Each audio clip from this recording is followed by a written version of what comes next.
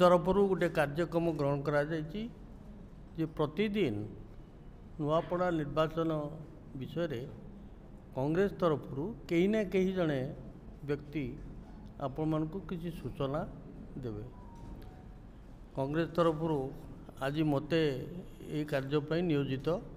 करा जायछि। से भी सभापति महाशय को धन्यवाद दूची। आम अपेक्षा आपण मान पाखे बेसी खबर थी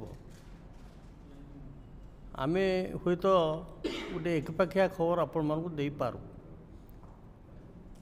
संपूर्ण खबर न दे पारू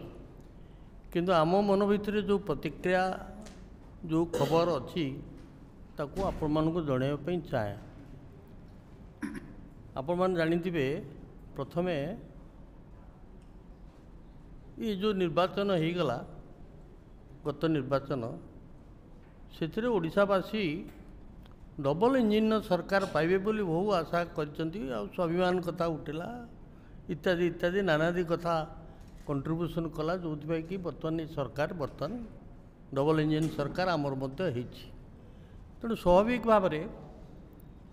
साधारण लोकंकर आशा आकांक्षा अभिवृद्धि हवा कथा जे डबल इंजिन सरकार हेले ओडिशार अभूतपूर्व विकास हो पारिबो। ये निर्वाचन ये मुझे समीक्षा करने चाहे जे प्रथम कैंडिडेट देखा दल हिसाब से तो डबल इंजिन सरकार रहा 25 वर्ष धरी 24 वर्ष धरी जी शासन करते ओडिशा सी अच्छा कांग्रेस तो चिराचरित भाव में अच्छी कैंडिडेट हिसाब से जदि आप विस्तृत भाव में आलोचना करेंगे से देखिए कांग्रेस तरफ जो कैंडिडेट को दि जाइए सी जड़े उपयुक्त कैंडिडेट सबू कैंडिडेट को कंपेयर कले देखिए सी बारंबार निर्वाचन लड़ुंट स्थानीय लोक जड़े वकिल एवं जिते थर निर्वाचन से लड़ी गत 4-5 थर प्रति थर तंकर भोट संख्या बढ़ी बढ़ी जाऊँगी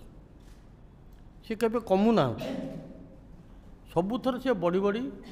जाउछंती। अन्य पाखरे जो मैंने कैंडिडेट अन्य दल जो जो उपस्थापन करिसंती बीजेडी तरफ बाहर आनी जड़े महिला भद्र महिला को कैंडिडेट करचंती सी स्थानीय लोक नुहंती जड़े महिला बीजेपी तरफ तो कमर्शियल ऑर्गेनाइजेशन पर लगुच कारण अन्य दल लोक को आनी